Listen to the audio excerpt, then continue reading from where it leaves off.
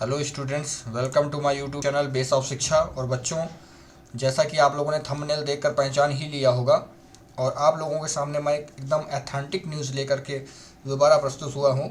और न्यूज़ ये है कि जैसा कि आप देख पा रहे हैं स्क्रीन पर कि डीजीटी का एक लेटर जारी हुआ है, और जैसा कि मैंने हाईलाइट भी कर दिया है सब्जेक्ट को लेकर कि लिखा हुआ all India trade AITT supplementary November 2022 CBT examinations for supplementary trainees and annual system end semester system. ठीक है, चाहे वो एनुअल सिस्टम का हो, वार्षिक वाला हो, या सेमेस्टर सिस्टम का स्टूडेंट्स हो, दोनों के लिए ये न्यूज़ है। और हाईलाइट मैंने कर ही रखा है कि जिन बच्चों की बैक लगी हुई थी, और ये न्यूज़ जो है वो बच्चों के लिए भी है, स्टूडेंट्स के लिए भी है, और उन कॉलेजेस उनके लिए भी है जिन्होंने अभी तक अपना काम पूरा नहीं किया हुआ है। तो सब लोग ये बात समझ ले। लिखा हुआ है, जैसे कि हाईलाइट किया हुआ है मैंने, कि ये जो न्यूज़ आई है निकल कर, ये 17 अक्टूबर को आई है अकॉर्डिंग टू सप्लीमेंट्री एग्जाम के लिए। ठीक है, annual system end semester system.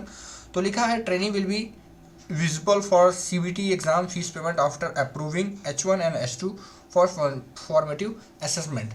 देखिए, जिन कॉलेजों ने किसी कारणवश उनका CBT H1 H2 नहीं फिल हुआ था। H1 H2 होता है बच्चों जो फॉर्मेटिव असेसमेंट होता है, यानी एक तरह से सेशनल कह सकते हैं, जो हमें कॉलेज प्राप्त करता है और कॉलेज भरता है। तो उन बच्चों से मैं कहना चाहूँगा जिन्होंने अभी तक अपनी फ़ीस पेमेंट नहीं की है, किसको, कॉलेज को, वो जा करके अपने कॉलेज में अपनी फ़ीस पेमेंट कर दें, जिसकी लास्ट डेट 20 तारीख है। मैं बार बार कहना चाहूँगा फ़ीस पेमेंट कर दें, ताकि बच्चा एग्ज़ाम फ़ीस पेमेंट करे और कॉलेज बोर्ड को पे कर सके और आप लोग एग्ज़ाम दे सकें। ठीक है बच्चों, और मैं उन कॉलेजेस को कहना चाहूँगा कि अपना बच्चों का H1 H2 फिल कर लें अगर अभी तक आपने नहीं किया है तो। चाहे वो सेशन 2018 का हो, 19 का हो, 1 ईयर ट्रेड वाला हो, 2 ईयर ट्रेड वाला हो, 6 मंथ वाला हो, वो आप फॉर्मेटिव असेसमेंट करेंगे, अटेंडेंस भरेंगे, इसके बाद फीस पे करेंगे। ठीक है, अब मैं बात करूँगा कि जिन बच्चों की फ़ीस पेमेंट नहीं हुई थी और उनकी बैक भी लगी हो, दोबारा एग्ज़ाम देना चाहते हैं, तो उनके लिए क्या करना होगा। तो आप भली बात देख लीजिए, लिखा हुआ है कि CBT फीस एकदम CBT फीस। ठीक है, इसके बाद पेंडिंग फीस, यानी कि CBT फीस भी पे करेंगे और जो पेंडिंग फीस भी पे करेंगे, यानी कि डबल फीस लगने वाली हो उन बच्चों के लिए जिन्होंने एग्ज़ाम छोड़ दिया था, अब दोबारा एग्ज़ाम देने की कोशिश कर रहे हैं तो दोबारा एग्ज़ाम देंगे। ठीक है, तो उनको क्या करना है कि CBT फीस भी जमा करनी है और जो करंट की फ़ीस है एग्ज़ाम फीस, इसके बाद पेंडिंग वाली जो फीस पहले नहीं जमा की थी वो भी जमा करेंगे। ठीक है, तो डबल चार्जेस लगेगा, तो आप लोगों को कॉलेज को डबल फीस यानी डबल चार्जेस फीस पे करनी होगी। ठीक है बच्चों, अब मैं बात कर देता हूँ कि it is further inform that ITI can be, देख लीजिए, can be started feeling eligible for the trainee who are willing to appear in practical and ED forming session. देखिए, जिन बच्चों की ED और प्रैक्टिकल में बैक लगी थी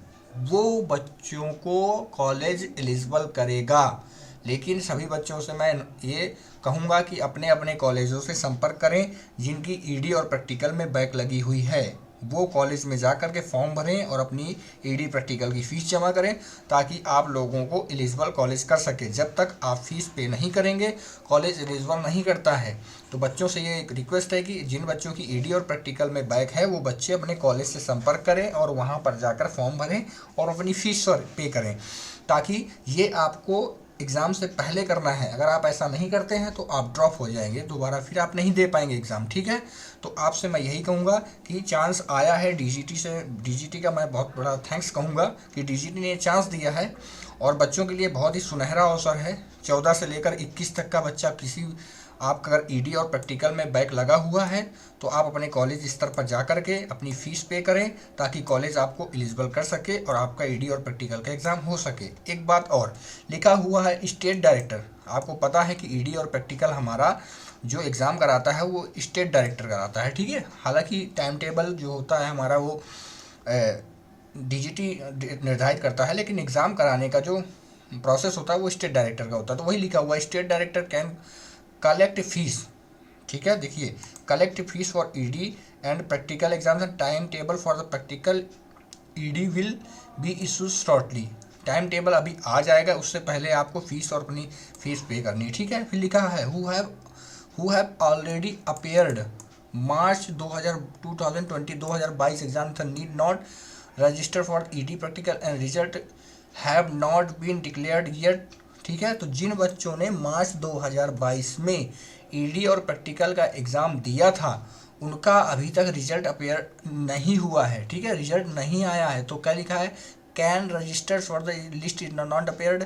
तो वो बच्चे एग्ज़ाम नहीं देंगे, समझ गए, वो बच्चे नहीं एग्ज़ाम देंगे जिन्होंने मार्च में प्रैक्टिकल दे दिया था, ईडी और प्रैक्टिकल का एग्ज़ाम दे दिया था, वो बच्चे नहीं देंगे। क्यों? क्योंकि अभी तक रिजल्ट ही उसका डिक्लेयर नहीं हुआ है, समझ गए ना।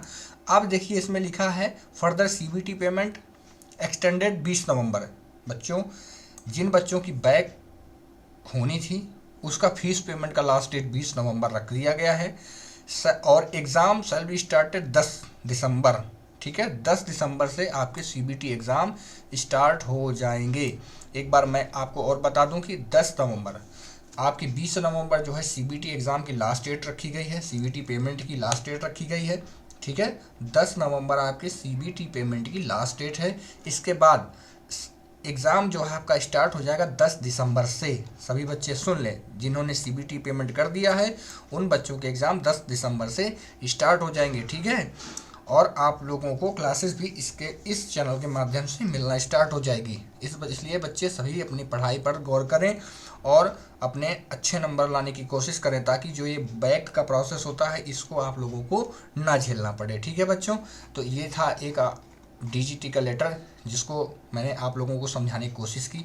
अगर किसी भी बच्चे का कोई भी क्वेश्चन हो या कोई डाउट हो तो वो मेरे कमेंट्स बॉक्स में कमेंट कर सकता है या फिर वीडियो के डिस्क्रिप्शन बॉक्स में मैं व्हाट्सएप लिंक दे दूंगा, बच्चे उसको ज्वाइन करके व्हाट्सएप लिंक में भी मुझे अपनी समस्या को बता सकते हैं। ठीक है, आशा करता हूँ कि मैंने ये जो समझाया है बच्चों को और सभी ITI कैंडिडेट्स को जो जुड़े हुए हैं ITI से या जो बच्चे स्टूडेंट्स हैं उन सबको ये चीज़ समझ में आ गई होगी।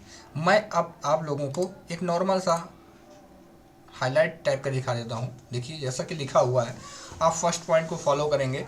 लिखा हुआ है कि allow attendance and fees remaining students. ठीक है, जो बचे हुए स्टूडेंट्स हैं उनकी आप अटेंडेंस करिए और फीस पेमेंट करिए। ठीक है, इसके बाद सप्लीमेंट्री फीस एग्ज़ाम जो है ओल्ड और न्यू दोनों की कर सकते हैं। सप्लीमेंट्री एग्ज़ाम लास्ट डेट आपके 20 नवंबर 2022 है। इसके बाद supplementary exam shall be started 10 दिसंबर। ठीक है, फिर ED and practical form fill up will start. ED और प्रैक्टिकल के जो फॉर्म हैं वो फिलअप होना स्टार्ट हो गए हैं कॉलेज स्तर पर। तो जैसा कि मैंने आप लोगों को लेटर बनाया, फिर इस समरी के यानी कि जो मैंने शॉर्टकट में आप लोगों को 5 पॉइंट्स में समझा दिया है, आप लोग आशा करता हूं कि आप लोगों को भली भांति समझ में आ गया होगा। बच्चों, इस चैनल के माध्यम से आप लोगों को तैयारी से रिलेटेड वीडियो मिलेंगे और आप लोग अच्छे से तैयारी करिए। मैं वीडियो के डिस्क्रिप्शन बॉक्स में अपना व्हाट्सएप लिंक दे दूंगा, बच्चे सब उसको ज्वाइन कर लें। हाँ, एक बात और कहना चाहूँगा, कुछ बच्चे जो है ये परेशान थे कि सर कंपनी कब आ रही है, हमारा प्लेसमेंट कब होगा। बच्चों, आपको बता दूं कि कंपनी जनवरी में आएगी 2023 में। ठीक है, तो जो इन बच्चों का ये संदेह था तो वो मैंने बता दिया है और चिंता मत करें, मैं प्रयास ज़रूर करूंगा आप लोगों को सेलेक्ट कराने की और आशा करता हूं कि आप लोगों को ये न्यूज़ बहुत ही अच्छी लगी होगी। इसी के साथ आप लोग चैनल को आगे बढ़ाएं, सब्सक्राइब करें, लाइक करें और शेयर करें। धन्यवाद।